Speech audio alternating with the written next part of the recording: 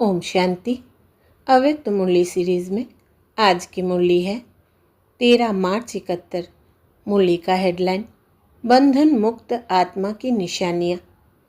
जो भी यहाँ बैठे हैं वो सभी अपने को बंधन मुक्त आत्मा समझते हैं, अर्थात सभी बंधन मुक्त बने हैं व अभी तक कोई ना कोई बंधन है।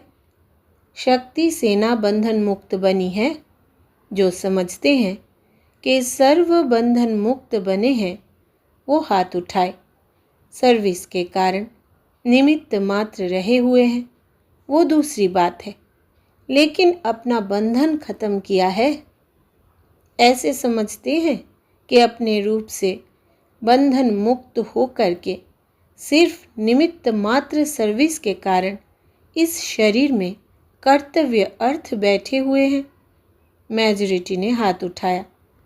जिन्होंने भी हाथ उठाया वो कभी संकल्प मात्र भी संकल्प व शरीर के परिस्थितियों के अधीन व संकल्प में थोड़े समय के लिए भी परेशानी व उसका थोड़ा भी लेश मात्र अनुभव करते हैं व उससे भी परे हो गए हैं।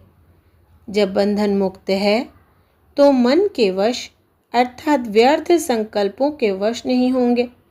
व्यर्थ संकल्पों पर पूरा कंट्रोल होगा। परिस्थितियों के वश भी नहीं होंगे। परिस्थितियों का सामना करने की संपूर्ण शक्ति होगी।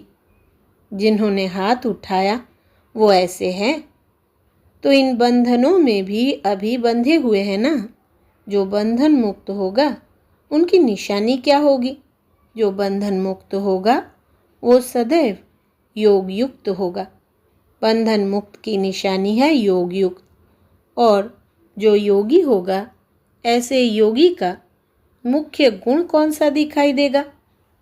ज्ञान को जानबूझ करके बुद्धि का खेल कराते हैं। तो ऐसे योगी का मुख्य गुण व लक्षण क्या होगा? जितना योगी उतना सर्व का सहयोगी और सर्व के सहयोग का अधिकारी स्वतः ही बन जाता है। योगी अर्थात सहयोगी। जो जितना योगी होगा उतना उसको सहयोग अवश्य ही प्राप्त होता है।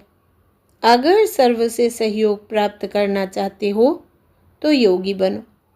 योगी को सहयोग क्यों प्राप्त होता है? क्योंकि बीज से योग लगाते हो। बीज से कनेक्शन अथवा स्नेह होने के कारण स्नेह का रिटर्न सहयोग प्राप्त हो जाता है। तो बीज से योग लगाने वाला, बीज को स्नेह का पानी देने वाला सर्व आत्माओं द्वारा सहयोग रूपी फल प्राप्त कर लेता है। जैसे साधारण वृक्ष से फल की प्राप्ति के लिए क्या किया जाता है, वैसे ही जो योगी है उसको एक एक से योग लगाने की आवश्यकता नहीं होती। एक एक से सहयोग प्राप्त करने की आशा नहीं रहती, लेकिन एक बीज से योग अर्थात कनेक्शन होने के कारण सर्व आत्माएं अर्थात पूरे वृक्ष के साथ कनेक्शन हो ही जाता है। तो कनेक्शन का अटेंशन रखो। तो सहयोगी बनने के लिए पहले अपने आप से पूछो कि कितना और कैसा योगी बना हूँ। अगर संपूर्ण योगी नहीं तो संपूर्ण सहयोगी नहीं बन सकते। न सहयोग मिल सकता है कितनी भी कोई कोशिश करे, परंतु बीज से योग लगाने के सिवाय कोई पत्ते अर्थात किसी आत्मा से सहयोग प्राप्त हो जाए यह हो नहीं सकता। इसलिए सर्व के सहयोगी बनने व सर्व का सहयोग लेने के लिए सहज पुरुषार्थ कौन सा है? बीज रूप से कनेक्शन अर्थात योग। फिर एक एक से मेहनत कर प्राप्त करने की आशा समाप्त हो जाएगी। मेहनत से छूट जाएंगे। शॉर्टकट रास्ता यह है।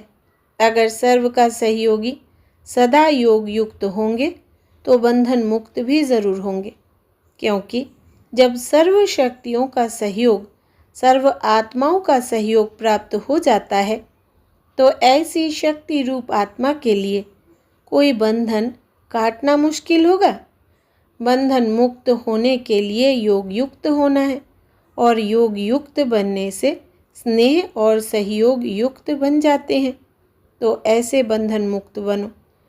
सहज सरल करते भी कितना समय लग रहा है। ऐसी स्थिति अब ज़रूर होनी चाहिए। जो बंधन मुक्त की स्थिति सुनाई कि शरीर में रहते हुए सिर्फ निमित्त ईश्वरीय कर्तव्य के लिए आधार लिया हुआ है, अधीनता नहीं। निमित्त आधार लिया है। जो निमित्त आधार शरीर को समझेंगे वो कभी भी अधीन नहीं बनेंगे। निमित्त आधार मूर्ति सर्व आत्माओं के आधार मूर्त बन सकते हैं। जो स्वयं ही अधीन है वो उद्धार क्या करेंगे। इसलिए सर्विस की सफलता भी इतनी है जितनी अधीनता से परे होकर है। तो सर्व की सफलता के लिए सर्व अधीनता से परे होना बहुत ज़रूरी है। इस स्थिति को बनाने के लिए ऐसे 2 शब्द याद रखो जिससे सहज ही ऐसी स्थिति को पा सको।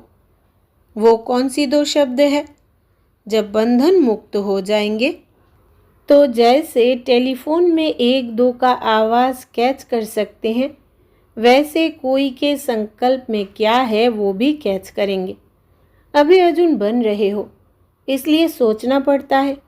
2 शब्द है, एक साक्षी और दूसरा साथी। एक तो साथी को सदैव साथ रखो, दूसरा साक्षी बनकर हर कर्म करो। तो साथी और साक्षी ये 2 शब्द प्रैक्टिस में लाओ तो यह बंधन मुक्त की अवस्था बहुत जल्दी बन सकती है। सर्वशक्तिमान का साथ होने से शक्तियाँ भी सर्व प्राप्त हो जाती है और साथ साथ साक्षी बनकर चलने से कोई भी बंधन में फंसेंगे नहीं। तो बंधन मुक्त हुए हो ना, इसके लिए ये 2 शब्द सदैव याद रखना। वो योग वो सहयोग, दोनों बातें आ गई।